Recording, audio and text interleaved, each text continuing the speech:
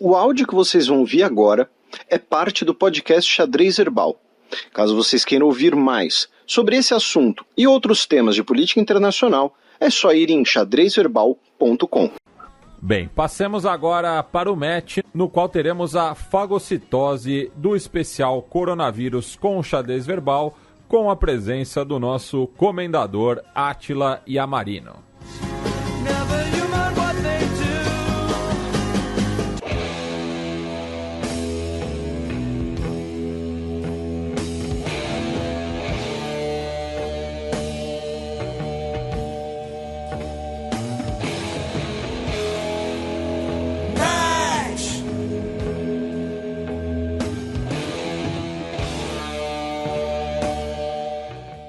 Bem, começando mais esse bloco, acompanhando os efeitos da pandemia ao redor do globo, sempre com a presença do nosso Átila Yamarino, a gente vai para o leste da Ásia, mais especificamente na China, que trancou 34 mil visitantes da Disney em Xangai para fazer testagem em massa. E antes do Átila nos brindar aqui com a primeira participação dele no programa de número 43 do Coronga, as autoridades chinesas, pelo Ministério do Comércio, recomendaram que as pessoas armazenem uma certa quantidade de produtos de necessidade diária. E aí tivemos imagens em Hong Kong, por exemplo, das pessoas correndo para comprar papel higiênico e também comida enlatada. Segundo algumas reportagens, o preço de alguns vegetais também cresceu muito na China, não só por essa armazenagem, mas por aquelas enchentes recentes que a gente falou na China terem destruído algumas lavouras, como de pepino e espinafre, e o governo chinês rejeitou o relatório publicado na semana passada por agências de inteligência dos Estados Unidos, dizendo que é necessário uma investigação na possibilidade do vazamento laboratorial da Covid-19 em Wuhan. Mas Felipe, é notícia velha. Não, tinha sido publicado uma espécie de resumo do relatório. E aí agora as autoridades de inteligência dos Estados Unidos publicaram um PDF mais completo, com 18 páginas, e as autoridades chinesas disseram que aquele relatório ele é mentiroso e movido por intenções políticas dos Estados Unidos. Achei que você ia emendar um caluniador também. Não, porque eu não sou Quércia, mas poderia ser. Eu entro sozinho dessa vez, sozinho no sentido de não perdemos outros cientistas comendados. Aliás, perdemos cientistas comendados. Eu não estou fazendo pesquisa, não vou me colocar na categoria, que tinham sido nomeados para a ordem do mérito da ciência ou alguma coisa assim pelo presidente, mas a nomeação foi revogada. Então, lamento, mas eu não sei se as pessoas estão tristes ou felizes de terem o nome retirado disso. Mas... Como é do grão-mestre, né? Isso. É a Ordem Nacional do Mérito Científico. Tem dois pesquisadores muito legais que tinham sido nomeados, que é o Marcos Lacerda, que é pesquisador da Fiocruz de Manaus, que foi quem conduziu aquela pesquisa mostrando que a cloroquina não funciona no começo do ano passado, março, abril do ano passado, ainda na gestão do Mandetta, e foi ameaçado de morte, perseguido, precisa de escolta até hoje pelo que fez. Tinha sido nomeado e comendado, e a pesquisadora, que é diretora da Fiocruz Amazônia, Adele Benzaquem, que trabalhou sempre com HIV, fez 5 anos de Ministério da Saúde, coordenando o Departamento de HIV/AIDS do Ministério da Saúde, que foi quem contradisse o presidente em 2019, falando que as pessoas com HIV não são gastos, são pessoas, e é importantíssimo cuidar bem delas, e por isso ela tinha sido demitida. E foi agora nomeada como comendadora da Ordem Nacional do Mérito Científico, mas retiraram o nome dos dois e deixaram o nome só da galera que não tem nada a ver com ciência na lista. Então, mentira, tem o nome de alguns pesquisadores, um inclusive que pediu para sair, pediu para retirarem o nome dele, que é o professor César Victória, da Federal de Pelotas. Então, sem novas comendas científicas. Mas sobre a China. A China agora está numa situação bastante delicada e eu vou aproveitar para dar não é bem um alerta, mas um conselho, um aviso para as pessoas aqui. Dependendo do que você pense em comprar nesse Natal, se é um presente para alguém ou para você mesmo, que é alguma coisa que tenha chips ou alguma coisa que venha da China, então meio que quase tudo, recomendo bastante que você se adiante e faça essas compras desde já. Porque a gente está na maior crise recente de fornecimento de componentes eletrônicos, principalmente de chips, para todo tipo de equipamento. Várias coisas se somaram, teve fechamento dos países que produzem alguns componentes, como a Vietnã, a Tailândia, a Taiwan, parte da China, Hong Kong. Teve um aumento de demanda muito grande de processadores, porque as pessoas foram para casa ao longo do ano passado inteiro, e aí para fazer home office todo mundo precisava de um computador novo, as pessoas resolveram trocar os celulares, comprar videogame e aumentar Smart TV, entretenimento como um todo, a demanda aumentou e é uma demanda particular e que demanda muito mais componentes do que a gente tinha feito até então. Então a gente já tem essa crise por falta de processadores. Por ela só já era importante quem quer comprar esse tipo de coisa, eletrônicos agora no final do ano, se prevenir, se o dólar permite. E agora a China está numa situação bastante delicada. É a primeira vez, pelo menos no último ano, eu acredito que desde o começo da pandemia, que eles têm tantos casos espalhados. Não pelo número total de casos, mas porque eles estão vendo isso em mais de 10 províncias. Se eu não me engano, são 19 províncias com casos. Quer dizer, tem várias regiões da China, até a Mongólia, vendo novos casos de Covid. Poucos ainda, mas começa a ficar complicado fazer lockdown no país inteiro e cuidar disso tudo ao mesmo tempo. Então, os chineses vacinaram por volta de 80% da população, tem muita gente vacinada, mas ainda tem uma parcela sem vacina. Vai ter gente que não tomou, tem gente que a vacina não funciona tão bem, então ainda pode ter gente vulnerável ao vírus para pegar e transmitir. E se isso está acontecendo em tantas províncias ao mesmo tempo, é um sinal de que o último país que estava segurando o vírus para fora pode ter problema. E por que era o último país que estava segurando o vírus para fora dessa forma? Porque é um país que depende, para produzir o que produz, de ter todo mundo enclausurado, fechado dentro de uma fábrica, trabalhando em proximidade, e a gente já viu com os grandes frigoríficos que tem muita gente trabalhando junto num espaço fechado, é receita para você ter uma explosão de casos de Covid ali dentro. Então a China é um país que tem muito a perder com os casos acontecendo lá, e o meu conselho para as pessoas está sendo, se você vai comprar alguma coisa para o Natal, compre já, por causa disso, porque se eles tiverem que fechar dessa forma, ou se eles perderem o controle sobre a Covid, a produção de muita coisa da China vai ficar mais atrasada, mais parada e mais complicada do que já está agora, em um momento em que o mundo está retomando a economia, que não tá, os países que fecharam estão numa situação bem diferente do Brasil, e estão aquecendo a economia e precisando consumir mais, e se a China fechar agora, vai pegar todo mundo no contrapé. Então, ano passado eu perdi a oportunidade de investir em farmacêuticas e empresas de entrega no começo do ano, porque não quis me envolver com isso para não ter conflito de interesse. Esse ano também não vou fazer isso, mas estou avisando para as pessoas que, se você depende de produtos de lá que você vai comprar uma vez só, talvez se prepare, porque pode ter uma crise de demanda de fornecimento disso bem grande, se a situação sair de controle. Bem, da China vamos para a Península Coreana, mais precisamente ao sul do paralelo 38, onde a República da Coreia do Sul diminuiu restrições em campanha vivendo com a Covid-19. Pois é, Átila, explica aí pra gente esse negócio, porque esse slogan vivendo com a Covid, né, teve algum, salvo engano, teve algum governo estadual aqui do Brasil.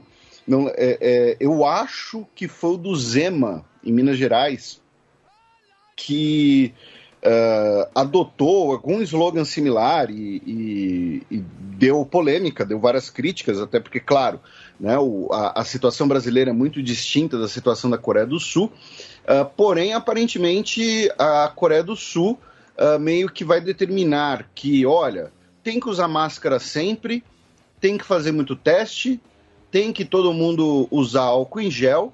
Temos 75% da população completamente vacinada, tá? Com as 2 doses. Então, a partir de agora, não tem muito mais o que fazer, é todo mundo se cuidar e vamos tocando o barco. Tá? Resumindo bem, é isso que o ministro da Saúde, Kwon Deok-cheol, falou nessa semana para a imprensa em relação à política de Covid na Coreia do Sul. Que, olha, o que a gente podia fazer de lockdowns né, bem focados em bairros, a gente fez, estamos testando, tá todo mundo vacinado, então agora é meio que só se cuidar. Assim, vou colocar 2 extremos do que esse tipo de slogan quer dizer. Primeiro, de onde vem a situação é do que a gente falou no episódio passado e no anterior, no 41 e no 42, de que mesmo países que estavam mantendo uma situação Covid zero ou próximo de zero estão falando não vai ser possível continuar fazendo isso, a gente vai ter que segurar os casos, mas não impedir o vírus de entrar. Sobrou só a China tentando manter Covid zero. Mas viver com Covid-19, ou conviver com a Covid-19, na verdade, tem extremos da situação. Tem um extremo, para mim, que é o extremo do Reino Unido, que vai ter gente pegando Covid mesmo e que se dane, e a gente vai discutir um pouco mais do que eles estão fazendo, mas a situação no Reino Unido esse é o nosso destino e paciência, que é uma coisa que eles estão tentando indo e voltando desde o começo do ano passado. E o que isso quer dizer dentro da linha da Coreia, dentro da linha da Alemanha, dentro da linha de países que controlaram bem a pandemia até aqui? Quer dizer que não vai dar para suspender todas as medidas e voltar à vida de 2019. Então, o que é conviver com a Covid dentro do que a Coreia do Sul está propondo? Meio que vai ter casos, a gente não tem como impedir, não adianta fazer lockdown agora constante para tentar parar o vírus. Chegou no ponto em que o prejuízo econômico é muito maior do que o benefício de conseguir conter as infecções, e a gente está vendo isso inclusive na China, que a gente acabou de falar, mas isso quer dizer que não vai voltar tudo ao que era antes de 2019. Os locais ainda tem que ter mais ventilação, as pessoas ainda vão ter que usar máscara, o horário de abertura e fechamento das coisas ainda vai ser diferente, e mesmo eventos a céu aberto ainda vão ter menor ocupação. Então, conviver com Covid não quer dizer só, tem que aceitar e vai vir o que vier, como foi o caso do Reino Unido, e eu não sei dizer, mas como isso soa aqui no Brasil, né, passando pelo que a gente passou, mas lá quer dizer, olha, não vai dar para ter uma vida normal, a gente tem que entender que o vírus está presente agora e que vão ter coisas que vão ser inviáveis. Então, vocês vão ter que apresentar o status de vacinação, vocês vão ter limitação do que vão fazer, nem tudo vai funcionar direito. A Alemanha teve, o que a gente já falou aqui, e eu vivo citando, financiamento público para readequação de espaços, de ambientes comerciais e outras coisas para ter ventilação aumentada, mais janelas, novas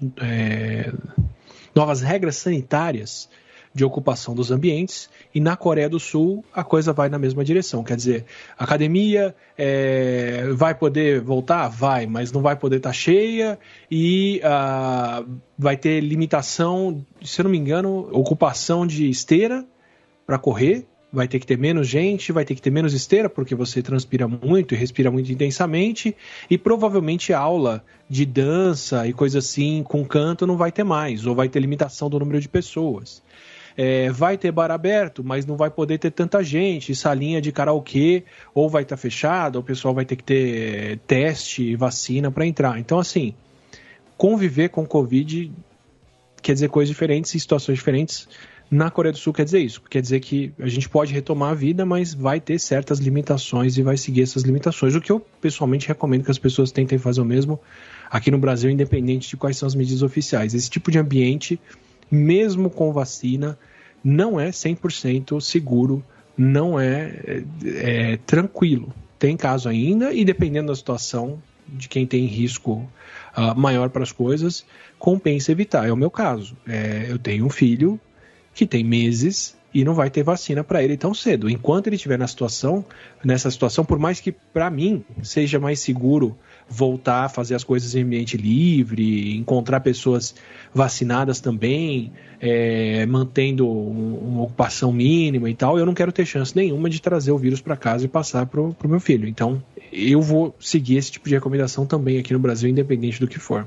Bem, agora a gente cruza o Mar do Leste em direção ao Japão, que diminuiu os limites de participação em grandes eventos. Pois é, algo parecido com o da Coreia do Sul, né? Antes você tinha um limite de 10 mil pessoas para eventos como shows, eventos esportivos, né? Jogos de futebol e tal, e agora você vai ter 50%, tá, da capacidade do local. Ou seja, se no local cabem 40 mil pessoas, se é um estádio grande, então vai poder ter 20 mil. Tá? Antes você tinha um limite de 10 mil pessoas, independente da capacidade. Agora o limite vai ser 50%. E claro, o limite de 10 mil era 10 mil até 50%. Tá? Então, se só coubesse 1.000 pessoas, só podia ter 500. Agora, se cabe 40 mil, vai poder ter 20 mil. E isso espera-se que tenha uma influência, especialmente na temporada do beisebol no Japão, que é um esporte muito popular. É a segunda melhor liga do mundo, né? Acredito eu. O Matias me corrija se eu estiver errado. E a liga vai começar. A liga vai começar agora, né? Que a liga japonesa sempre começa ali meio que quando a MLB dos Estados Unidos está acabando, para até ter mais audiência, ter uma audiência nos Estados Unidos, jogadores que estão nas ligas menores dos Estados Unidos podem ir para o Japão, enfim. Então, teremos essa liberação aí no Japão. O que eu acho curioso é como em outros países, toda vez que se discute as medidas, no Japão, na Coreia do Sul, na Europa, nos Estados Unidos, eles falam, faça teste, tem que ter teste negativo logo antes, acompanhe teste. E isso não faz parte do nosso vocabulário aqui. A discussão aqui gira em torno de põe máscara ou não põe em ambiente fechado ou aberto, mas frequência de testes, teste para as crianças em escolas ou coisa assim, é um assunto, se muito restrito a um lugar que resolve fazer isso, mas não como política de saúde nacional. Agora vamos para o Pacífico Sul, mais precisamente em Tonga, que registrou o primeiro caso de Covid desde o início da pandemia e cogita lockdown. Pois é, e essa manchete foi da Folha de São Paulo no dia 29 de outubro, e aí no dia 1º de novembro, na RNZ, né, a nossa grande fonte para temas insulares do Pacífico, Tonga colocou a sua principal ilha, a ilha de Tongatapu, em lockdown, tá? É a ilha onde vive cerca de 70% da população do país, mais ou menos 75 mil pessoas, e está em lockdown devido a um caso de Covid, tá? Todas as escolas fechadas, ninguém se encontra sem comunhão na igreja, sem clubes de karaokê, que são talvez o principal tipo de entretenimento noturno. E segundo o correspondente da RNZ em Tonga, o Kalafi Moala, parte da explicação é porque o país não pode arcar com um grande número de casos, né, no seu sistema hospitalar, não pode, e quando eu digo arcar é financeiramente inclusive, né, ou com grandes necessidades de muita demanda por testes, coisas desse tipo. Então, cerca de 30% da população está completamente imunizada e a ideia é fazer um lockdown para impedir mesmo o contágio maior de casos. E ainda nas ilhas, para o Átila já complementar, um viajante de Tuvalu foi testado positivo na Nova Zelândia. E isso acaba sendo até um pouco preocupante, porque Tuvalu não relatou nenhum caso também. Tá? São cerca de 14 mil habitantes no arquipélago, né, um dos países com menor população do mundo, e o fato da pessoa ter vindo de Tuvalu para Nova Zelândia e ter sido diagnosticado levou a preocupações sobre como estaria a situação no arquipélago de Tuvalu. E a gente já viu situações como Fiji, né? A gente não fala dessas ilhas por afetação, porque um rápido contágio nesses lugares isolados, sem tanta infraestrutura, pode ter um efeito devastador na população. Quando eu falei que a China era o último país tentando manter o vírus para fora, foi um lapso meu, eu esqueci de falar de Tonga, especificamente. Mas é exatamente isso, né? São lugares que não vão ter tanta grana para fazer compra de vacinas e outras coisas. Vários deles, se eu não me engano, receberam vacinas da Nova Zelândia. Tonga ainda está em 50% da população na primeira dose, não chega a 30% com as 2 doses, então não está longe de vacinar a população toda da região. E bate um pouco no que a gente pode pensar sobre vários países da Ásia, vários países da África, vários países da Oceania, do Oriente Médio, por aí vai, com poucos ou nenhum caso de Covid, que para você ter Covid lá tem que ter as duas coisas, tem que ter o vírus e a infraestrutura de teste e acompanhamento para poder se falar sobre o que está acontecendo. Então, quando a gente fala que a Europa agora é o epicentro da Covid, que os casos estão explodindo por lá, pode ser, eles estão testando e eles podem falar isso, mas a gente não sabe como é que está a situação de outras regiões, né, que não estão registrando nada, como pode ser o caso de Tuvalu, né? Receber alguém do país, de poucas pessoas que saem, e essa pessoa testar positivo para o vírus, é um sinal de que o vírus está circulando lá sim. O intervalo em que a gente tem a Covid é um intervalo de 2 semanas, o intervalo que o vírus é detectável em teste, 2 ou 3 semanas, dependendo das pessoas, mas na maioria delas. Então, não é fácil você pegar alguém com o vírus se tem pouquíssimos casos, né? Quando a China estava fechando e começou a deixar o pessoal sair de lá porque estava todo mundo com medo da Covid no começo do ano passado, Hong Kong, Vietnã, Taiwan, esses lugares reportavam 1% ou menos de 1%, 10, 15 pacientes de cada não sei quantos mil que testavam positivo para o vírus. Então é um sinal, sim, no caso de Tuvalu, de que tem Covid lá sim, só que não estão testando e não estão acompanhando. E antes do Matias passar para a próxima notícia, na Nova Zelândia, um casal chamado Colin e Donna Craig Brown, eles cultivaram ali na sua horta uma batata de 7,9 quilos, que pode quebrar o recorde mundial. E aí o que eu queria saber do Átila é se o Coronga tem ligação com criar supertubérculos, com causar, né, grandes tubérculos, ou se é apenas uma coincidência. E, inclusive, o recorde do Guinness de batata mais pesada do mundo é de 5 quilos, ou seja, essa tem 60% a mais. Nós estamos falando aí de uma batata de 8 quilos. Então, queria saber aí se tem alguma ligação ou se é só uma grande coincidência.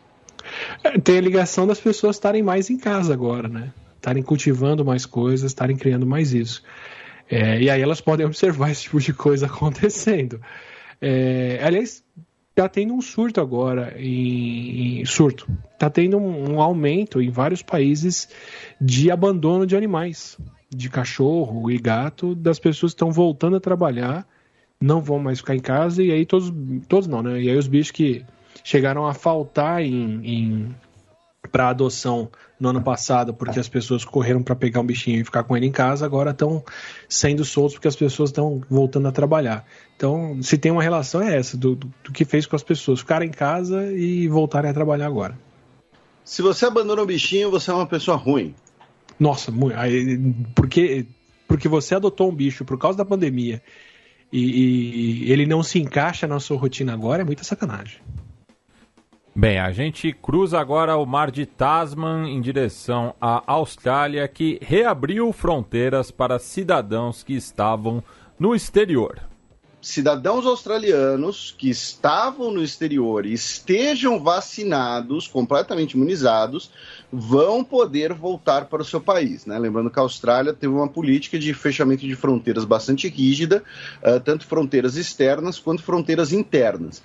E também foi restaurada, né, a bolha de viagem entre Austrália e Nova Zelândia, tá? Então, australianos, neozelandeses, residentes permanentes que sejam completamente vacinados vão poder viajar entre os dois países sem necessidade de quarentena. Eles já tinha um tempo que tinham estabelecido isso, né? Que iam manter uma região segura, enquanto achavam que dava para segurar o vírus para fora, e continua sendo mais seguro do que o resto do mundo todo, mas vão ter casos de Covid agora, né?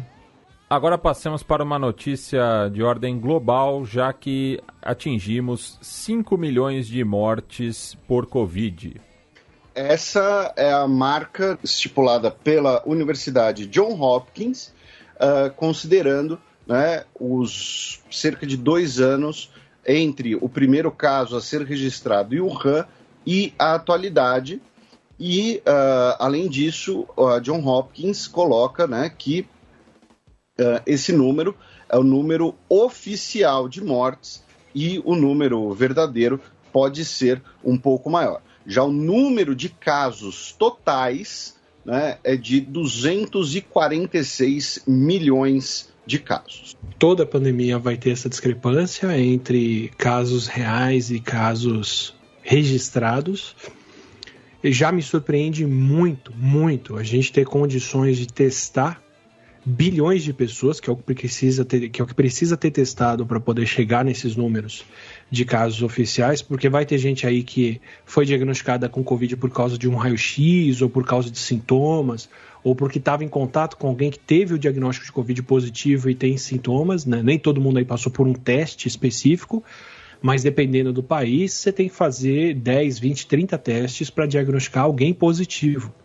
Então, assim, a gente está num momento único do mundo em que tantas pessoas foram testadas ao mesmo tempo e a gente conseguiu diagnosticar uma parcela tão grande dos casos reais. Mesmo assim, tem muito caso aí, principalmente em regiões que não têm infraestrutura, que não vão ser contados, né? Então, o Instituto de Health Metrics de Washington estima que para esses 5 milhões de mortes oficiais registradas que o grupo de Johns Hopkins acompanha, né, e dá, os números de mortes reais ficam entre 12 e 15 milhões, quando se leva em conta subnotificação, mortes em regiões que não registram os casos e por aí vai. E essa margem de erro, que é quase o tamanho dos números oficiais, depende do quanto você acredita que estão... Acredita não, né? Estima ou considera que estão tendo de subnotificação. Então, um dos exemplos que o próprio Instituto dava de país que subnotifica era a Rússia, que, segundo eles, já estava em 750 mil óbitos estimados. Então, já estaria numa situação pior do que a brasileira, por números não oficiais, ou igual à brasileira, se a gente levar em conta a subnotificação que tem aqui no Brasil também, só que a Rússia tem metade da nossa população. Então, proporcionalmente, a coisa lá foi muito mais feia do que aqui, segundo esses números e segundo os números de excesso de óbitos do próprio Ministério de Estatística russo, que tem um outro nome.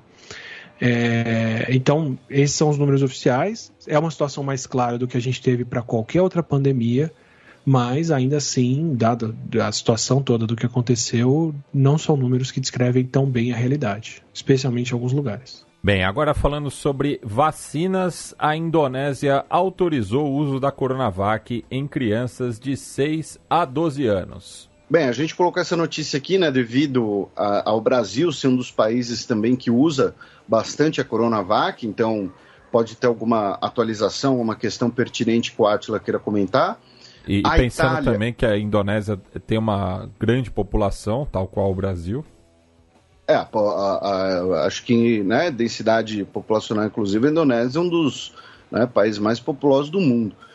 E um dos países que tem números oficiais muito baixos para o que deveria estar registrando, né? Entre os que a gente fala aqui, a Indonésia, para mim, tranquilamente está um dos países que tem uma situação bem pior do que a oficial. A Itália recomenda uma dose de reforço para quem tomou a vacina da Johnson & Johnson, tá? Então, uma dose de reforço ou da Pfizer ou da Moderna. Os Estados Unidos, né, iniciou a vacinação de crianças entre 5 e 11 anos de idade, né, junto com toda aquela discussão típica também da sociedade, né, do país, né, de se é necessário, se deve ser obrigatório, se, enfim, sobre vacinação infantil. A OMS aprovou a Covaxin para uso emergencial, né, e também tivemos uma denúncia, né, sobre problemas graves em um dos testes clínicos da vacina da Pfizer. Tá? Então, o que o Átila tem a nos informar aí sobre as vacinas? Por partes. A Coronavac é uma das vacinas que está sendo usada em crianças em vários países, de maneira, de certa forma, precoce, na minha consideração, porque ainda não tem resultados de eficácia demonstrada para justificar isso. Via de regra, uma vacina inativada, que tem o vírus destruído, como é o caso da Coronavac e da Covaxin, são vacinas que são bastante seguras para as crianças. É o caso da vacina da polio que a gente usa, é o caso da vacina do sarampo, se eu não me engano, é o caso da vacina da gripe. E tem várias vacinas infantis que são de vírus inativado, que é o método menos arriscado, porque você não tem replicação ou infecção acontecendo dentro da pessoa. Então, não estou dizendo nem que é uma situação perigosa, porque são vacinas que oferecem bem pouco risco, e se tem o risco de alergia ou de alguma complicação, em pouco tempo se fica sabendo. Mas porque não tem resultado de eficácia, na verdade. E o balanço que se faz com qualquer vacina, mas em especial vacinas infantis, qual o benefício e qual é o risco envolvido. Nesse caso, qual é o benefício? Quantos casos e quantas mortes eu previno ao vacinar com isso? O coronavírus não é um vírus que afeta particularmente as crianças. Causa problemas. O Brasil é o segundo país no mundo que mais registrou óbitos de crianças. E a gente está falando da diferença que se faz até aqui. Mas outros vírus geralmente fazem o contrário. Matam muito mais crianças e idosos do que adultos. Não é o caso da Covid. E qual é o risco que a vacina oferece? Então, quando vem a história de miocardite em adolescentes com as vacinas de RNA, que andaram falando, podem ter registrado mais casos de miocardite, de inflamação do coração do que esperado nos adolescentes? Sim, registraram, alguns. O que aconteceu com esses adolescentes? Nada. Foram acompanhados e se curaram disso sozinhos. Então, por um tempo, o coração ficou inflamado. E o que acontece com adolescentes que pegam Covid? Tem uma chance 20, 200 vezes maior de ter coágulo, problema no coração e sequela para o resto da vida. Então, você põe na balança. Tem algum risco de inflamar o coração e depois isso passa, tem muito risco de ter complicações sérias para o resto da vida. Segue dando a vacina. E esse tipo de número e dado para estabelecer essa balança de custo e benefício ainda não está disponível para a Coronavac. Por isso que eu digo que é um pouco cedo para começar a vacinar, se você quer contar com esses resultados para fazer isso. Então a gente tem a Indonésia fazendo agora uso da Coronavac em crianças de 6 a 12. Aqui na América do Sul, o Chile já está vacinando com a Coronavac crianças, se não me engano, de 5 ou de 3 a 11 anos. Já tem alguns meses. E a Colômbia autorizou começar a vacinar dessa forma agora no mês de novembro. Teoricamente, desde o dia 1º, já se vacina crianças na Colômbia com a Coronavac também. Tem um risco envolvido que aconteceu na Rússia com a Sputnik V, que são as pessoas desconfiando da vacina porque ela ainda não tem os números demonstrados e uma coisa que você não recupera mais e as pessoas não vacinam com aquilo. Nem todo país necessariamente vai passar por isso, o contexto lá era outro, né? Mas eu acho importante porque são lugares que podem nos dar os números depois do que aconteceu com a Coronavac para levar em consideração se aprova ou não a Coronavac para uso aqui no Brasil. O Butantan pediu autorização para fazer isso em agosto para vacinar de 5 a 11 anos, se eu não me engano. Eu nunca sei se é 3 ou 5 para cada uma delas. E a Anvisa falou, não tem números para permitir isso. De agosto para cá, o Chile vacinou e podiam publicar esses números para a gente saber e submeter isso à Anvisa aqui para ver se a Anvisa aprova o uso da Coronavac. Como eu disse, tende a ser uma vacina bastante segura, mas eu quero entender qual é o benefício que ela traz para a gente se sentir mais seguro de adotar isso por aqui.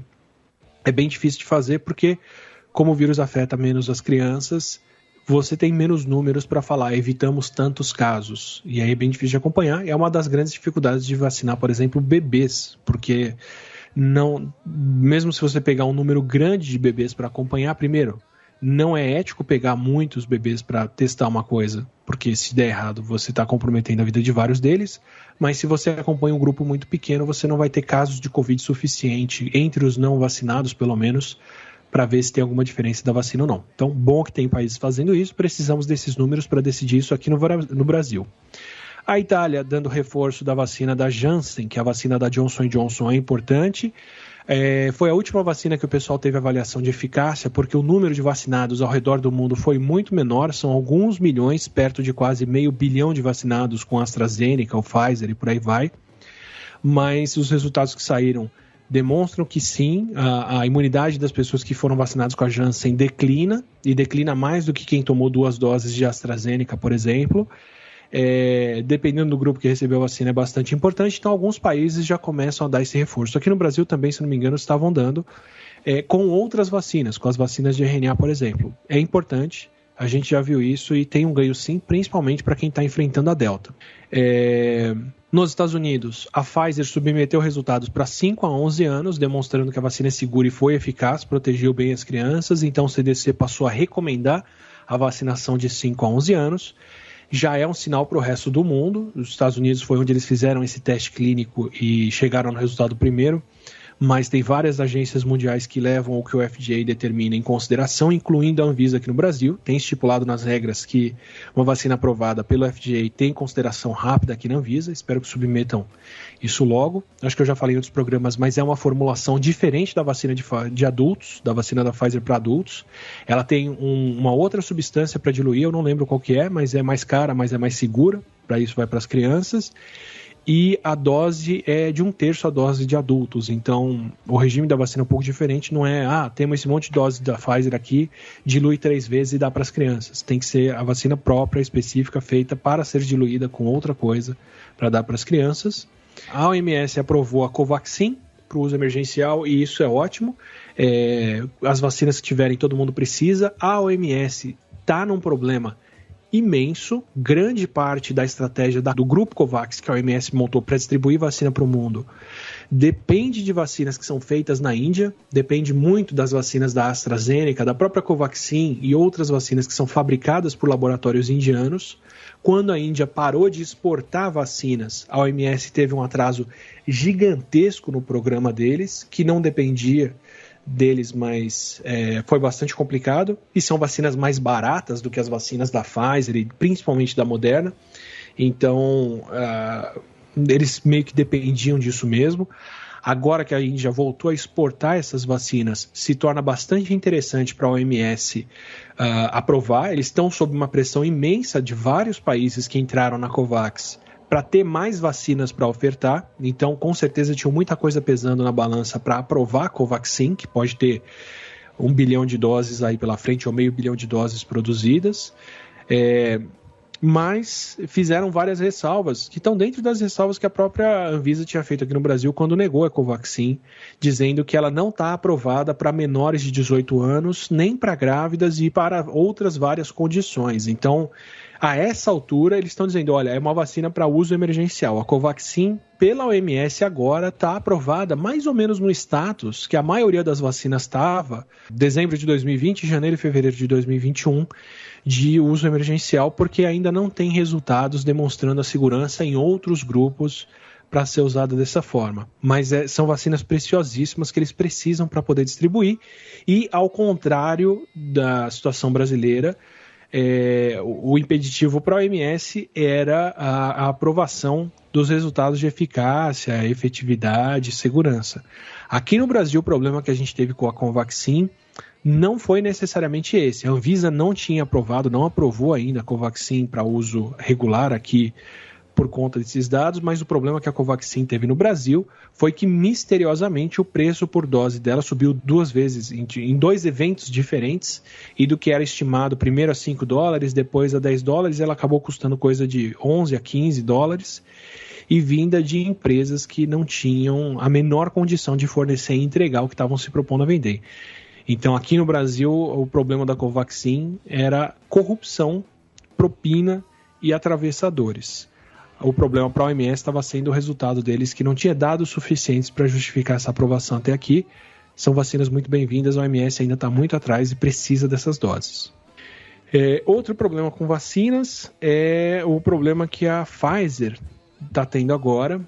Saiu um artigo num jornal muito importante, num periódico científico muito importante, que é o British Medical Journal, que é o BMJ, ou BMJ, de um jornalista que ouviu um pesquisador que participou de um dos centros de testes clínicos da vacina da Pfizer, da vacina de RNA da Pfizer-BioNTech, no estado do Texas, nos Estados Unidos.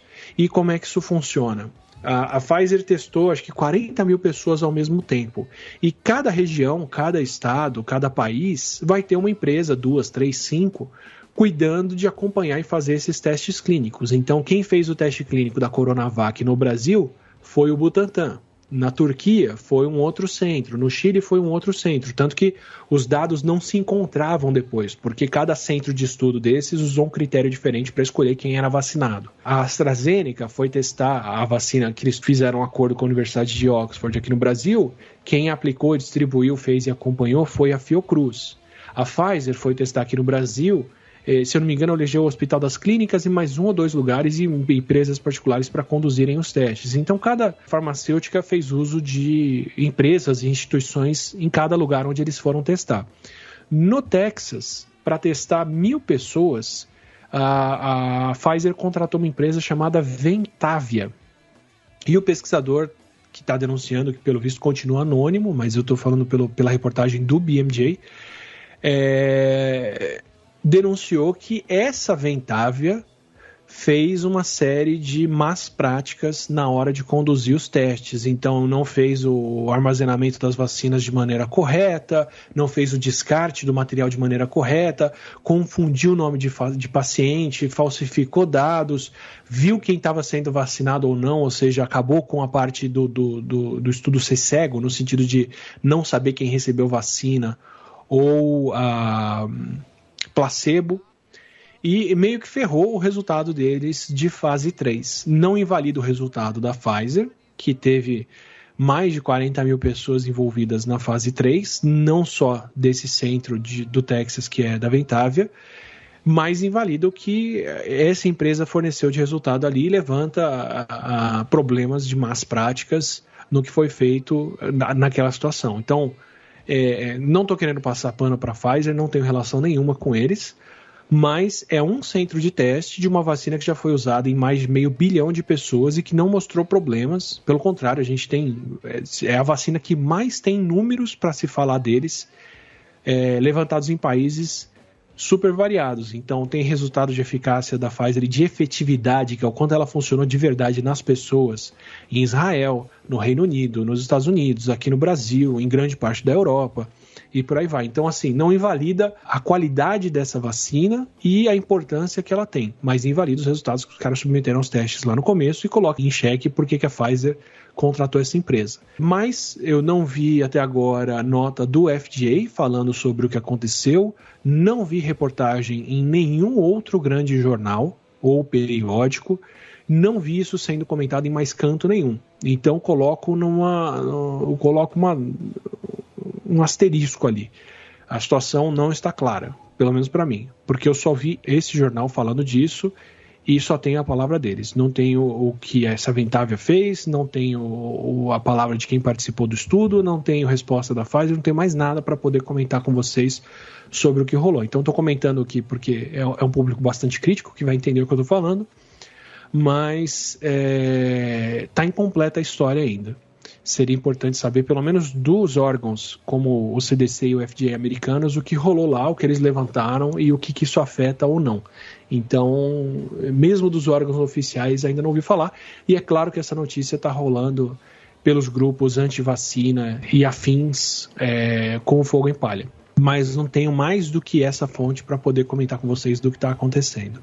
E, coroando a coisa, se falta algum teste de eficácia de vacina, ou se a gente ainda tem alguma dúvida do quanto elas funcionam ou protegem, a gente tem basicamente o Reino Unido tocando as coisas. Eu estou deixando esse na parte de vacina e não na parte de Europa, porque o Reino Unido está com, apesar de estar com muitos casos ainda, de estar numa onda, numa das piores ondas que eles têm de casos de Covid do país, eles não voltaram a adotar medida de distanciamento, fechamento ou de restrição.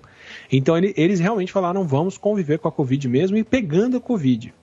Então o Reino Unido teve um surto de Covid entre adolescentes recentemente. Esses casos já foram para a população mais velha, porque o vírus circula primeiro entre quem não tomou vacina, mas se ele fica em contato, se as pessoas que estão contaminadas vão ter contato com outras pessoas, ele pode chegar em vacinados que não estão completamente protegidos, e é o que está rolando lá. Os casos começaram em adolescentes, mas agora já acontecem entre todas as idades, e os óbitos voltaram a subir no Reino Unido, que mesmo assim não está tomando medidas de distanciamento ou restrição. Então, um dos países que mais acompanha os casos, pode falar disso, que é o Reino Unido.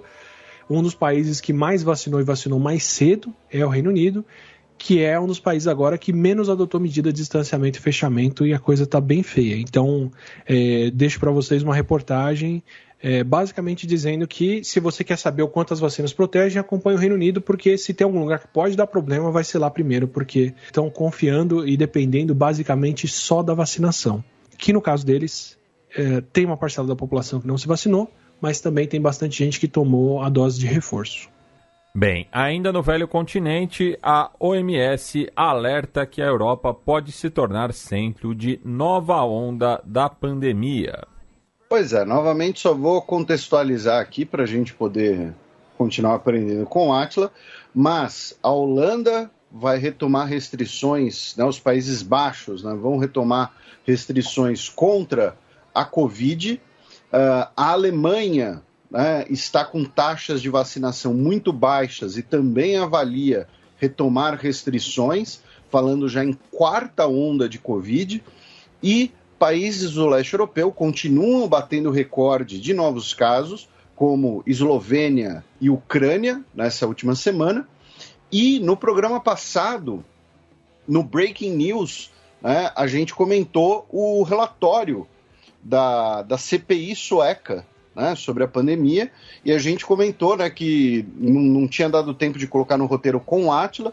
Então hoje, inclusive o próprio Átila lembrou de colocar no nosso roteiro que tivemos o relatório da CPI da pandemia sueca, dizendo que a resposta sueca foi insuficiente e ineficiente. A Suécia foi um grande exemplo, muito usado, como, viu, país que não fez lockdown e está tudo bem, e teve índices muito piores que os seus vizinhos.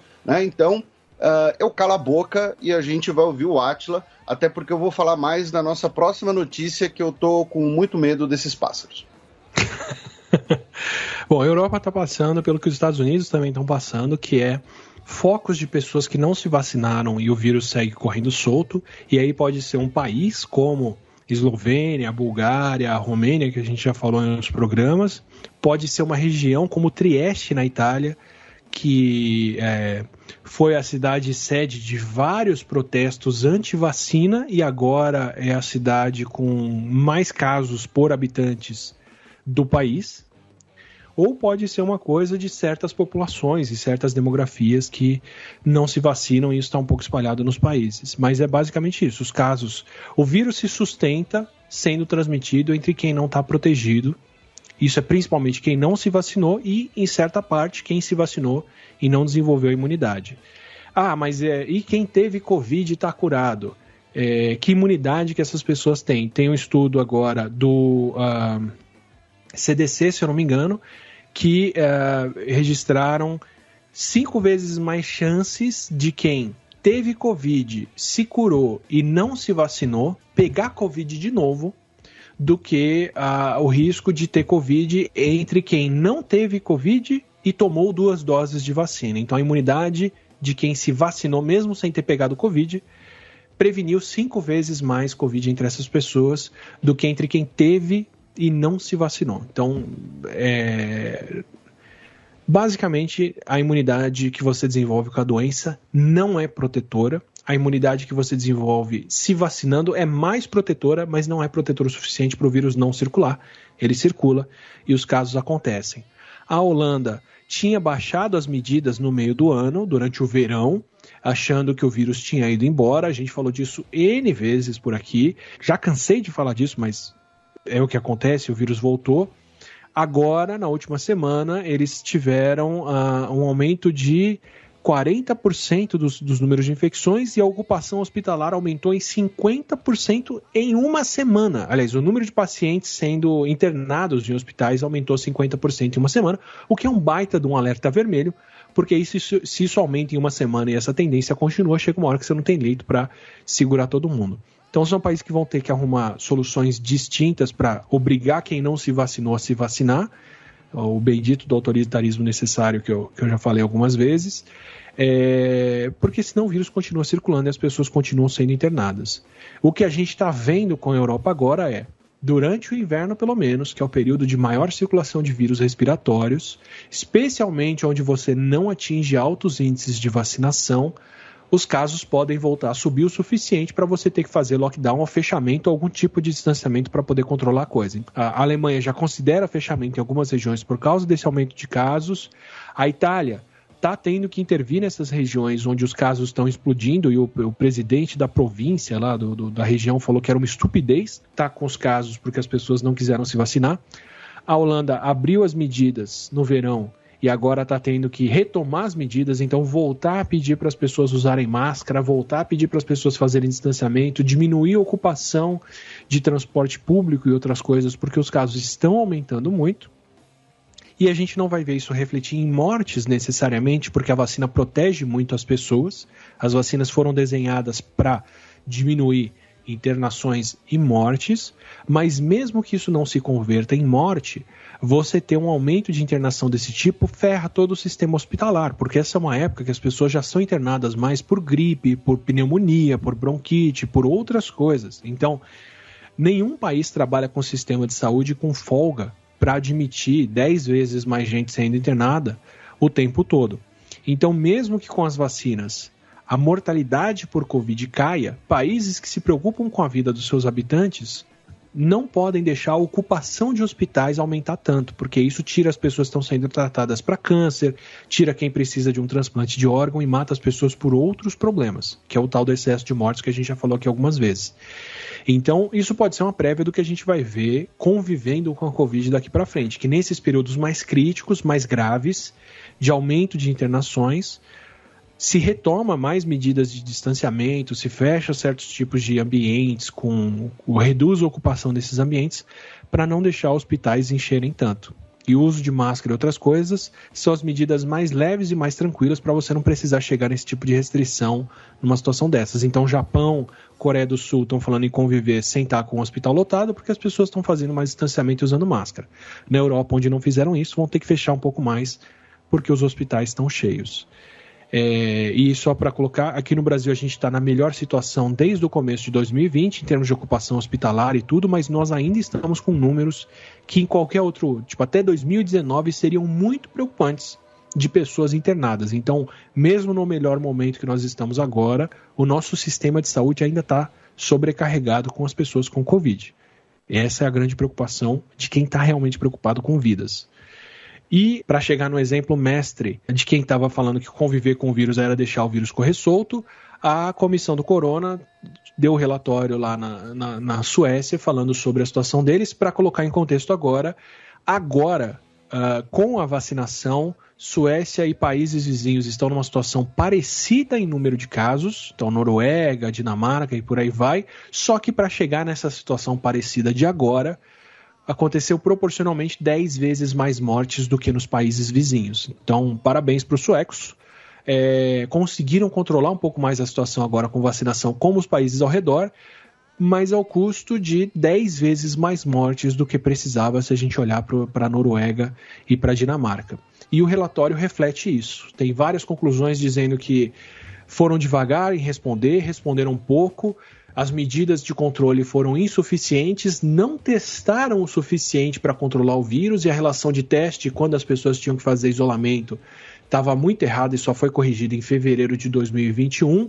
O preparo deles foi inadequado, o sistema de saúde sofreu muita pressão e estragou a condição de trabalho e com certeza perderam várias outras vidas que não por Covid, porque estavam sobrecarregados por outros motivos, ou seja, ferraram quem pegou Covid e ferraram quem não pegou Covid, mas precisava de um leito vago e de uma equipe de saúde disposta, né, em bom estado de trabalho.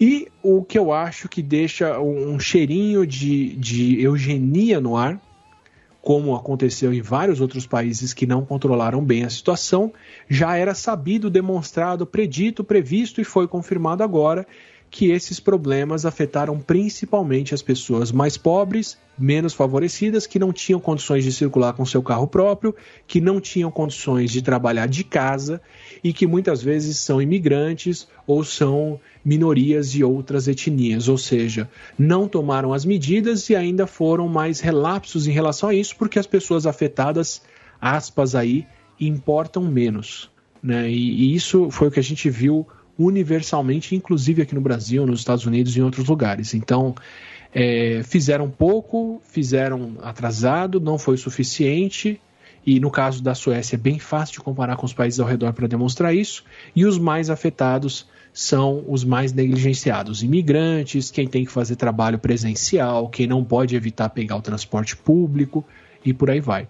Então, mesmo num país rico como a Suécia, em que a ocupação média das casas é de uma pessoa, ou 1, alguma coisa, ao contrário da região norte, aqui onde você tem uma média de 6 pessoas por domicílio, várias gerações juntas, mesmo lá, quem mora em grandes grupos, quem tem menos condições de escolher onde trabalha ou em que condições trabalha, pagou esse preço. E agora no segmento Desgraça Pouca é Bobagem, vamos para a Dinamarca, que relatou o surto de gripe aviária em fazenda de perus. Pois é, primeiro foi essa fazenda na Dinamarca, num local com quase 30 mil animais, não foi relatado quais providências seriam tomadas. Depois, os Países Baixos relataram, né, a gripe H5 numa fazenda de patos, e 10 mil animais seriam abatidos, tá? Infelizmente. E aí, para mim, né, como leigo, o mais preocupante foi que ontem o Reino Unido determinou a criação de uma zona de prevenção pelo Departamento de Meio Ambiente, Comida e Assuntos Rurais para impedir que animais de cativeiro, né, animais criados em fazendas e tal, possam contrair gripe aviária, porque foi detectado que animais selvagens, que pássaros na natureza, na região de Gales, tá, estão com gripe aviária. Tá? Então não é só teve um surto lá porque, sei lá, os animais estão concentrados na fazenda da Dinamarca, porque tinha condições não muito boas, alguma coisa assim. Não. Animais na natureza, no Reino Unido, foram detectados com gripe aviária, H5. Tá? Então, a pergunta que fica pro Átila é: vamos todos morrer? Vamos, mas não disso. Bom, o que acontece aí? Esse é o problema que acontece toda vez que existe um reservatório zoonótico de uma doença. O que é um reservatório zoonótico? Algum bicho na natureza que convive com aquela doença e onde o vírus ou a bactéria ou o que for está bem estabelecido. Esse é o caso da raiva. O vírus da raiva é um vírus que afeta vários tipos de mamíferos e tem muitos lugares do mundo que enfrentam casos esporádicos de raiva porque não tem como eliminar esse vírus da natureza. Inclusive se espalha isca de carne com vacina contra a raiva e outras coisas para tentar vacinar raposa, lobo e outras coisas, mas nem sempre é possível. Esse é o problema que a gente tem, porque trouxemos o vírus da febre amarela para o Brasil com pessoas escravizadas, e dessas pessoas o vírus passou para os nossos primatas, para os nossos macaquinhos, nossos que eu digo os naturais daqui, não o ser humano, e se estabeleceu entre eles. Então você pode eliminar a febre amarela das pessoas, mas de vez em quando vai ter caso em outros macacos que pode passar para as pessoas, e esse é o problema do vírus influenza, que é o vírus que causa a gripe aviária e outras gripes. Ele é um vírus que naturalmente infecta aves, principalmente aves migratórias. E aí, quando você chega na época de migração dessas aves, elas vão para a região onde esse vírus acontece e voltam com ele para os outros países. Então, esse é o problema que a Europa enfrenta. Tem aves lá migratórias que vão para a Ásia, tem outras que vão para a África. Inclusive, descobriram que cegonhas, se eu não me engano, migravam porque uma delas voltou com uma lança africana no pescoço para fazer ninho. E aí falaram, nossa, onde será que ela passou? Que ela pegou essa lança. E elas voltam com essa doença. E como são aves migratórias, elas vão pousar em vários lugares, vão fazer ninho, vão comer. E se elas entram em contato com animais de criação que são criados em ambiente que tem contato, então, por exemplo, galinha caipira, você deixa a galinha solta. Eu não estou dizendo que tem que ser criação intensiva com fábrica animal, não, tá? Mas se você tem essa criação de galinha caipira, se os patos vão comer no lago, se os perus são criados num ambiente livre, outras aves fazem ninho próximo, passam por ali e comem, pode acontecer delas estarem vindo com o vírus e transmitirem para esses animais. Então, todo ano, na época de migração, isso acontece, e para isso existem programas de vigilância que testam essas aves o tempo todo para descobrir se elas estão contaminadas. Acho que eu já falei aqui, mas tem até solução industrial para isso, tipo espuma de gás carbônico, que você fecha o galpão e enche ele de espuma do chão ao teto para matar asfixiadas todas as aves lá dentro, o que parece uma câmara de gás e uma crueldade absurda, mas foi a maneira mais humana, menos agressiva que encontraram de matar os bichos, porque eles desmaiam asfixiados e acabam morrendo por asfixia e não sofrem. É o jeito que você tem de ter menos contato com eles e, ao mesmo tempo, conseguir matar 10 mil patos, 10 mil galinhas ou qualquer coisa assim, porque se esses bichos estão com uma gripe aviária e você vai fazer isso na mão com pessoas para sacrificar esses animais, é bem complicado. Então é uma situação bem tensa, e o problema está, na verdade, na criação e não nesse ato em si, né? É a criação desses bichos intensiva que deixa o vírus circular. Então isso é um problema regular, para isso tem teste e vigilância, para isso tem inclusive essas soluções de sacrifício animal insanas, para quem está de fora ver que isso existe, que é feito, e para isso tem esse período, principalmente quando tem a migração dos casos voltando. Então a gente vê várias notícias dos países mais ao norte da Europa descobrindo casos de gripe aviária, porque as aves migratórias chegaram nesses países, e provavelmente elas levaram esse vírus para todos os outros lugares que elas vieram no caminho, mas foram lugares onde não se faz esse tipo de vigilância, ou não se cria esses bichos, e o pessoal não descobriu, mas agora que chega aí descobriram, eles têm que isolar e sacrificar o bicho. Pelo fato de estarem falando que é gripe H5 e não estarem descrevendo qual é a linhagem de gripe aviária que é essa, se é o H5N1, N7, N9, N2, N4, tem vários aí que são perigosos, algo me diz que nem são tantos casos ou foi pego num grosso teste. Eu não vi nenhuma publicação descrevendo exatamente quais são os casos ou o que é. Então é mais assim, encontraram isso nos animais de criação, vão isolar e sacrificar esses bichos, e vida que segue. É mais ou menos o que acontece todo ano, inclusive em outros países. O grande problema é você ter uma transmissão dos bichos para humanos, e não foi o que aconteceu em nenhum lugar desses. É mais um capítulo de o preço alto que os animais que nós criamos pagam pela nossa criação e nosso hábito de comer carne, vindo de alguém que come carne. Bem, atravessamos o Atlântico Norte em direção aos Estados Unidos, que impuseram vacinação obrigatória ou testes semanais em grandes empresas a partir de 4 de janeiro. Pois é, isso vai afetar cerca de 84 milhões de pessoas. Quem descumprir, né, corre o risco aí de levar uma multa, né? E multas graves podem chegar aí a $14 mil diários, tá? E as novas medidas vão, né, ser impostas para profissionais que trabalham em hospitais, empresas, instituições que recebam recursos do Medicare e do Medicaid, tá? Do Medicaid, né? Porque é tudo junto, e também pessoas que trabalhem em escritórios, né? Que vai ter trabalho presencial e que tenham mais de 100 funcionários, tá? Não precisa nem ser escritório, né? 100 funcionários dentro do mesmo local, dentro do mesmo ambiente. Então, o tio Zezinho, que tem uma padaria com 5 pessoas, ele não vai precisar, tá, arcar com essas coisas de testes semanais.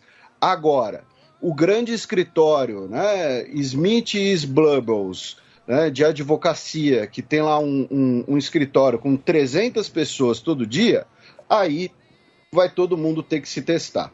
E caso o Átila queira comentar alguma coisa, queira fazer algum complemento e tal, né, semana passada o Átila falou bastante sobre a questão da imunidade natural, né?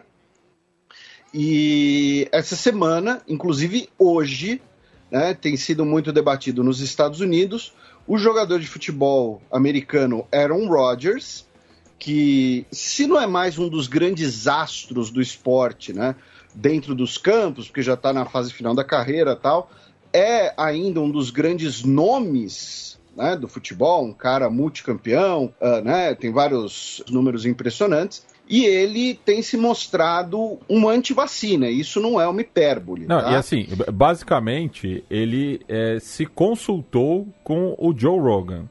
Pois é, o Joe Rogan, que defendeu a ivermectina como tratamento precoce e tal, ele disse que não tomou vacina por medo dela causar infertilidade, que ele tomou a ivermectina.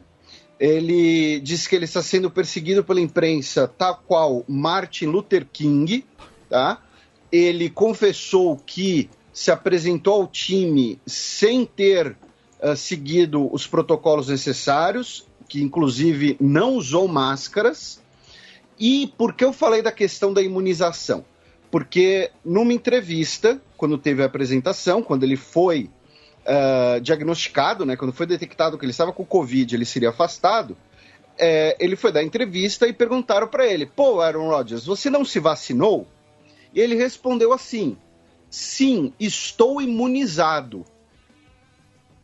Ele fez ali um jogo de palavras, ele não falou estou vacinado, ele falou estou imunizado, dizendo que, e depois, né, quando descobriram que ele de fato não se vacinou, ele disse que o que ele quis dizer é que, como ele já tinha tido Covid, ele estaria imunizado, completamente imunizado. Agora há pouco a Átila falou, né, que quem está vacinado, né, transmite bem menos do que pela imunidade natural, também tem isso. Ele falou E tem menos Covid. Ele falou de cultura do cancelamento e tudo mais. E temos casos também de pessoas que contraíram pela segunda vez e acabaram vindo a óbito. Então, se o Átila quiser fazer algum complemento, ele fica à vontade. Se ele não tiver, fica pelo menos a notícia, né, ali. Ele, inclusive, citou o combo completo do tal do tratamento precoce, tá? Ele falou de ivermectina, vitamina C, zinco, blá, blá, blá. Meteu meu corpo, minhas regras, todos os clichês de anti-vax, ele completou a cartela. Então, e assim, se tem um esporte de contato, é o futebol americano, né? O Aaron Rodgers, todo jogo ele toma uns 10 abraços bem calorosos, né, de jogadores do outro time. Então, assim, se o Átila quiser comentar sobre essa imunidade natural, fica à vontade. Se não quiser, fica o registro, fica a notícia. Vários pontos, assim.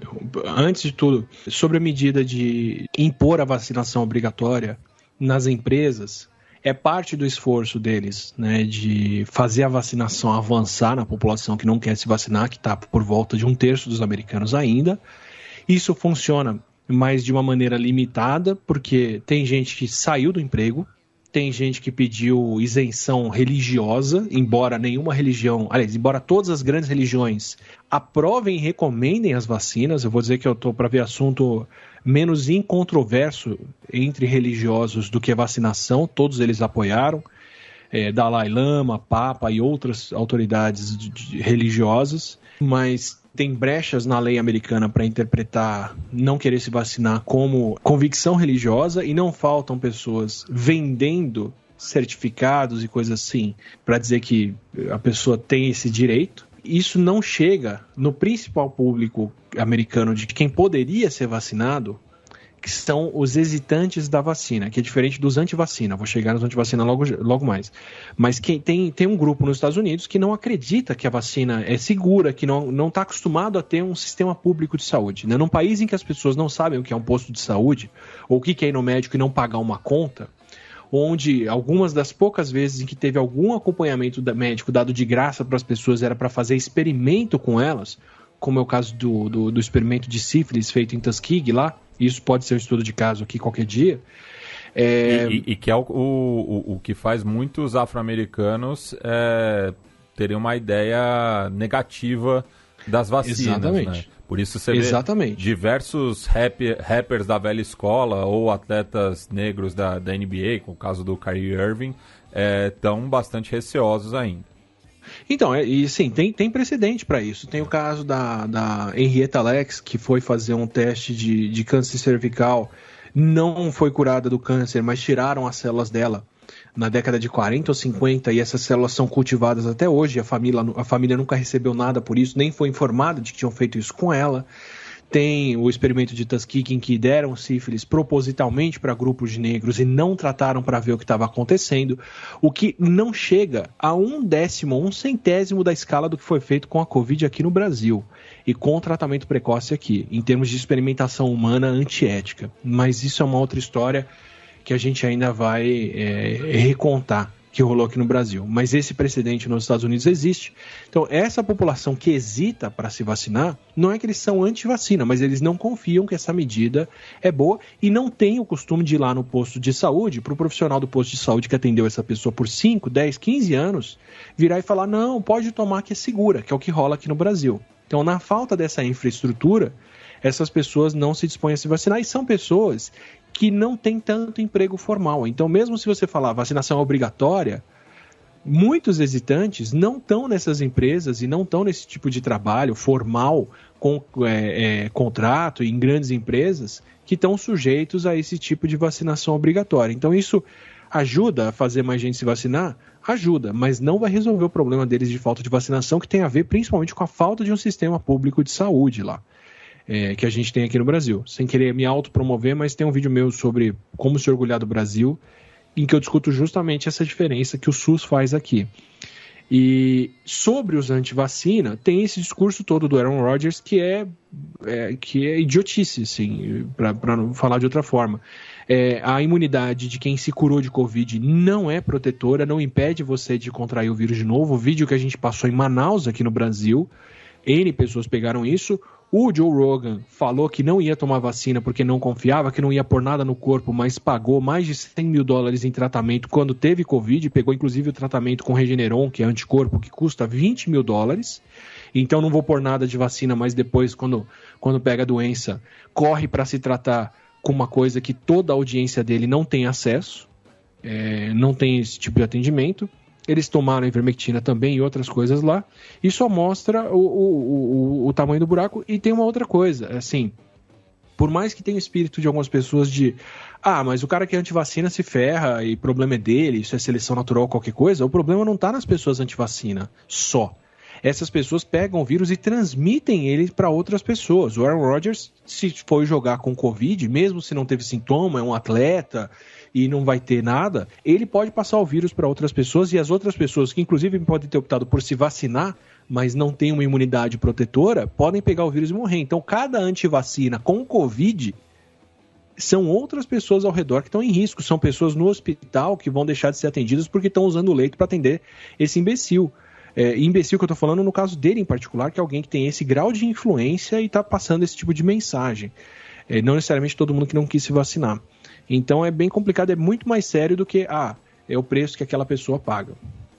Bem, já na nossa quebrada latino-americana, o ministro do Interior do Peru renunciou após organizar festa durante a pandemia.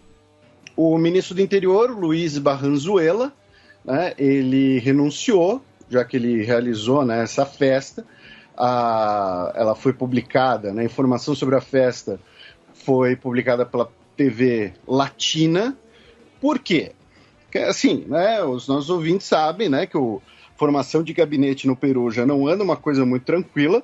E o camarada, né, ele é, além de tudo, burro, com todo o respeito, porque você, como ministro do interior, ainda por cima, ou seja, um cargo ligado às medidas de quarentena, de isolamento, dá uma festa e ele esquece que ele tem vizinhos. Então, os vizinhos foram lá, começaram a tirar foto, filmar. Hoje em dia todo mundo tem um celular que filma e tal. Filmaram até a galera se vacinando em Minas, né? Pois é. E mandaram pra televisão. E o cara fez uma festa de Halloween, né? Ainda por cima. Então, a hipocrisia do cargo, né? Como eu disse, é o ministério responsável por medidas de distanciamento, por medidas, né, sociais, e o cara dá uma festa de Halloween e os vizinhos filmaram e tal. Então, ele disse que é vítima de falsas acusações, que ele renunciou apenas pela confiança, né, ao presidente da República, e que não era uma festa, era uma reunião de trabalho. Mas você, assim, tem que ser muito idiota para acreditar nisso.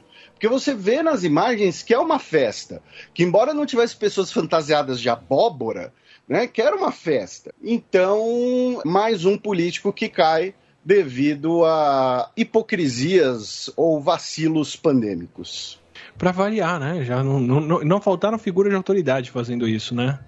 Teve o caso do próprio Alberto Fernandes, né, presidente argentino, que a gente repercutiu também mais a questão política, né, que fez uma festa para sua esposa na residência oficial. E em outras partes do mundo também, né? Infelizmente. Agradeço a minha vizinha que quando me viu descer sem máscara, que na única vez que eu esqueci, falou: poxa, mas logo você, por me conscientizar que qualquer coisa que eu fizesse eu seria pego na garagem do prédio já. Vizinha de Átila e Amarino. Imagina se ela tira foto, manda pro Terça Insana, alguma coisa assim. Pois é. Bem, e o estudo de caso desta edição, o Átila falará sobre o Molnupiravir. Por gentileza, Molnupiravir. Traduza. Sim, Molnupiravir e Paxlovid são dois fármacos, não vou dizer que são remédios ainda, porque não estão aprovados como tal, que, segundo os fabricantes, e é uma grande ressalva, se mostraram protetores de quem está com Covid grave hospitalizado, reduzindo morte e reduzindo complicações, hospitalizações dessas pessoas anunciados recentemente. Um é fabricado pela Merck nos Estados Unidos, Merck americana, que é a MSD aqui no Brasil. Outro é fabricado pela Pfizer, que faz as vacinas. E vão ser as últimas vezes que vocês vão me ouvir falar esses nomes, porque são resultados anunciados pelos fabricantes. Ainda não tem aprovação de órgãos como o FDA, e mesmo quando tiver, eu já vou fazer uma grande ressalva. Eu deixei como estudo de caso para explicar o que são medicamentos antivirais, como que eles funcionam e que tipo de problema que tem ou não tem, o que isso resolve.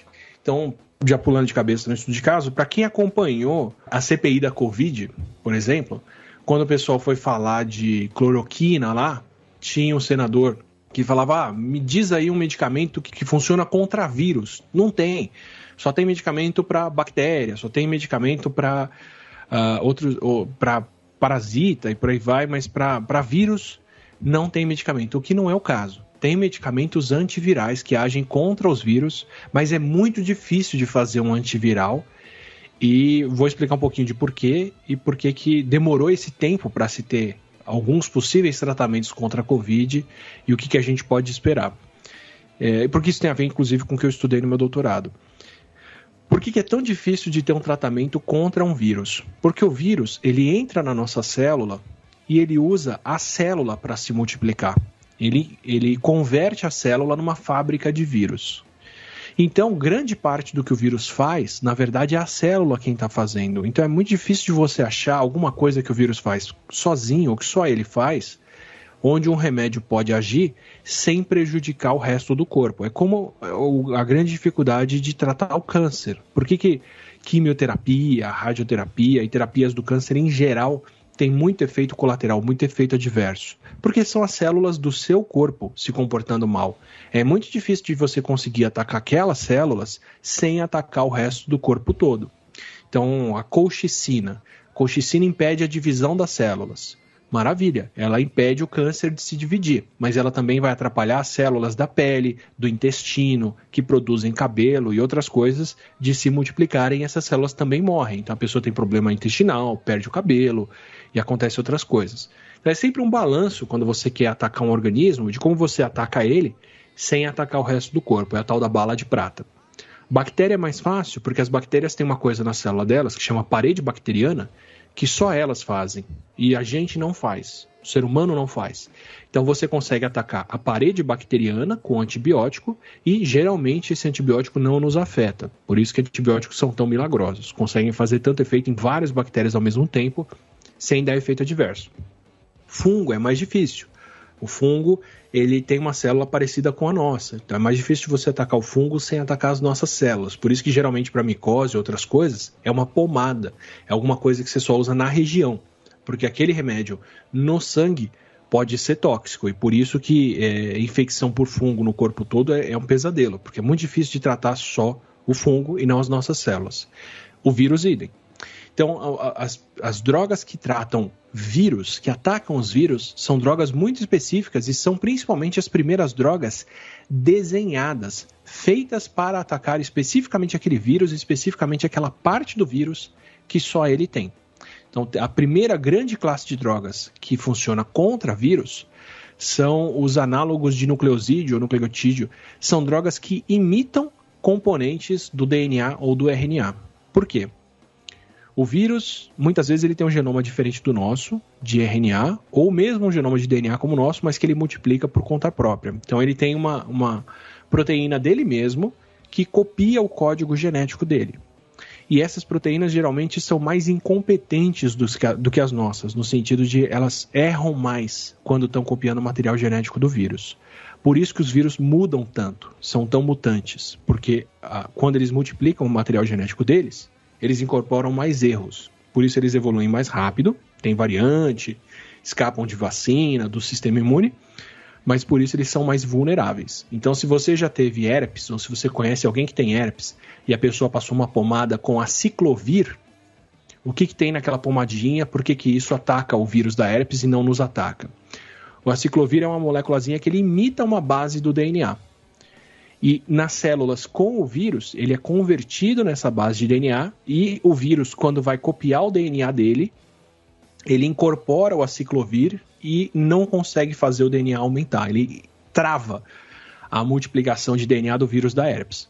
Então, a aciclovir funciona muito bem porque é uma molécula que imita uma coisa natural do corpo, mas que o nosso corpo sabe não aproveitar, não usar. As nossas polimerases são mais fiéis, são mais fidedignas e não incorporam o aciclovir, mas a polimerase do vírus incorpora, o DNA dele não cresce e com isso o vírus não se multiplica. Por isso que você passa a pomadinha para impedir o vírus da herpes. E tem outros, como o AZT, que foi o primeiro tratamento para o HIV, que fazem a mesma coisa. E é o caso do Monopiravir, que tem um nome parecido com Mionir, se não me engano eles deram o nome por causa disso, que é um componente que imita uma base de RNA, e aí foi desenhada para o vírus da gripe. Quando o vírus de RNA, como é o caso do vírus da gripe ou do corona, está multiplicando o material genético dele, ele incorpora essa base e o material genético dele para de crescer e o vírus não se multiplica. E tem essa vantagem de ser uma coisa que as polimerases deles erram, mas as nossas não, então tem menos efeito nas pessoas. Então essa foi a primeira droga que parece ter uma ação contra a Covid, que a fabricante anunciou que deu bons resultados nos testes clínicos, que todo mundo que tomou não morreu, enquanto quem não estava tomando teve algumas pessoas que morreram, e por isso já encerraram o estudo, estão submetendo os dados esperando a aprovação para tratamento das pessoas. Se eu não me engano, o Reino Unido aprovou agora, esse mês, para tratamento, e foi o primeiro lugar a aprovar o uso dessa droga. Mas deixa isso suspenso. Primeiro, porque ela custa uma fortuna para tratamento. Segundo, que não dá para produzir 1 bilhão de comprimidos disso para dar para todo mundo e pode sair na rua. E terceiro, porque não necessariamente ela vai se manifestar assim no mundo real. Para dar um outro exemplo. A primeira droga desenhada que a gente tem feita é um inibidor de protease de HIV. O que isso quer dizer? Quando descobriram que quem causava a AIDS era um vírus, que era o HIV, e começaram a estudar o que o HIV faz, descobriram que todo vírus, para se multiplicar no nosso corpo, ele tem proteínas próprias. Ele usa algumas moléculas dele. E várias vezes essas moléculas são um pouco diferentes das nossas, inclusive para o vírus poder escapar do nosso corpo. Então, a gente tem enzimas no nosso corpo que quebram proteínas o tempo todo. A gente digere proteínas. Como que você come um vírus intestinal e ele não é digerido e ele não é destruído?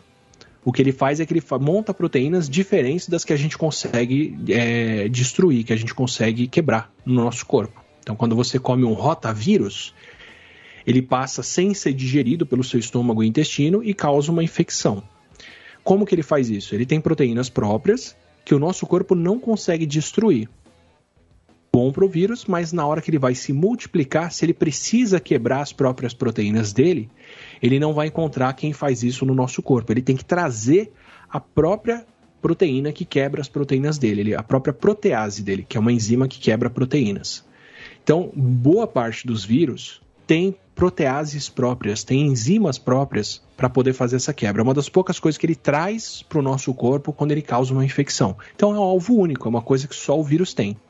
Então descobriram que era o HIV que causava a AIDS, descobriram que o HIV tinha uma proteína própria, uma protease, que quebra as proteínas dele, que reconhece proteínas dele que o nosso corpo não tem, e isso é um excelente alvo. Só ele tem, ela só reconhece as proteínas do vírus e não as nossas, então se eu atacar essa proteína, eu não ataco o meu corpo. E aí, sabendo qual era a estrutura dessa proteína, desenharam uma molécula que entra dentro dela e engasga ela, como se você descobrisse que ele tem uma fechadura única e uma chave única e fizesse uma goma de chiclete para enfiar naquela fechadura para ferrar só o vírus, para trancar o vírus na vila, como fizeram com o Matias. E descobriram que isso funcionava para HIV, desenvolveram a primeira terapia desenhada, bolada, feita sob medida para o HIV, que funciona tão bem que só ataca o HIV e ataca ele, só ele, tão bem que ele consegue escapar disso depois de um tempo. Esse é o problema. Mas é a primeira terapia sob medida. E agora, com a Covid, o coronavírus, também tem uma protease dele, uma proteína que só ele faz para quebrar as proteínas dele. Isso já foi um bom alvo para outros vírus, é um ótimo alvo no caso do HIV. Vamos tentar desenvolver uma molécula que faz isso. É o caso da Paxlovid. É uma molécula feita para entrar só dentro da proteína do coronavírus e atrapalhar o coronavírus. E ela funcionou muito bem, também deu resultados bons em fase 3 agora, prevenindo complicações das pessoas, mas ainda não deram para aprovação para nenhum órgão esses resultados e ainda não disseram qual seria o custo desse tratamento. Por ser uma molécula desenhada e produzida sob medida para alguma coisa, como é o caso de vários outros antivirais, já adianto que não deve ser barata, não é uma coisa fácil de produzir. E só para completar aqui, o que isso tem de diferente da ivermectina, da cloroquina e de outras coisas que testaram até agora contra a Covid? Ivermectina, cloroquina e outros medicamentos, eles são medicamentos que atrapalham a célula e não o vírus.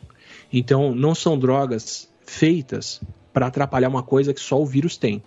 Se você pega a célula em cultura, se você está cultivando o vírus e joga cloroquina, a célula fica perdida com algumas coisas e ela não produz vírus. Então, em laboratório isso funciona.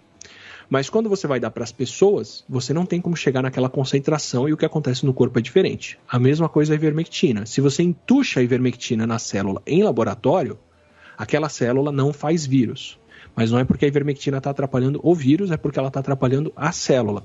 Em humanos adultos, se você chegar na concentração de ivermectina que tem no laboratório, impedindo o vírus de multiplicar, você mata o cérebro das pessoas. Ela é neurotóxica naquela concentração. Então você não consegue dar para as pessoas uma concentração de ivermectina suficiente para impedir o vírus de multiplicar dentro delas. É como eu jogar água sanitária na célula e o vírus não crescer.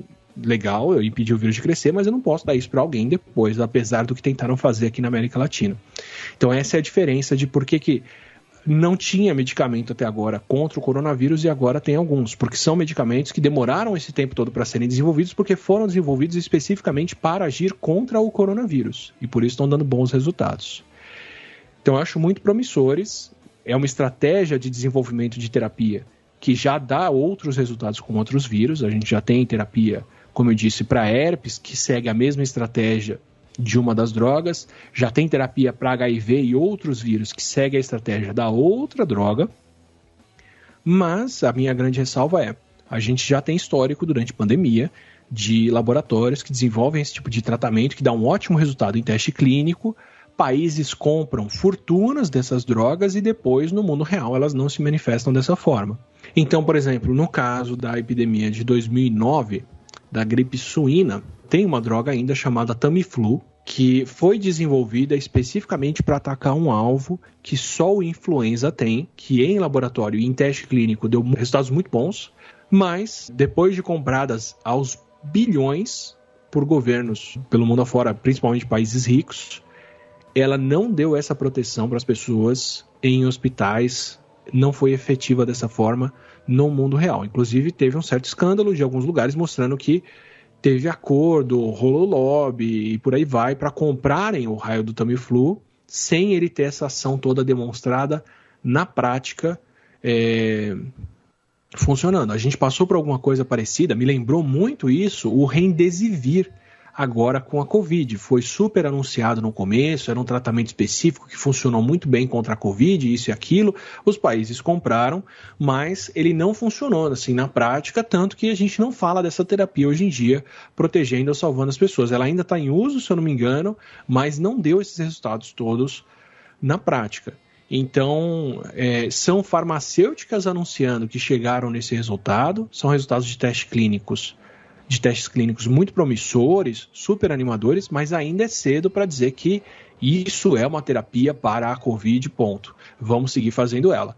Recomendo esperar os resultados serem submetidos e aprovação em agências, recomendo esperar o uso disso para ver como isso se manifesta em hospital e lembro a todo mundo que são terapias para quem está internado em um hospital. Isso não costuma ser barato, não costuma ser acessível e não vai de longe te proteger e te salvar como a vacina faz. Você quer alguma coisa que você pode tomar na rua, não corre mais, diminui muito o seu risco de sequer precisar ir parar no hospital e pegar a Covid, você toma a vacina, não conte com esses tratamentos para isso ser de fato a salvação da Covid. Mas a longo prazo vai ser o nosso kit de ferramentas para transformar a Covid em uma gripe. Como é que você transforma a Covid numa gripe? Vacinando as pessoas para diminuir a severidade da doença e encontrando tratamentos que vão resolver a vida de quem, mesmo vacinado, não vai ter uma doença tão leve.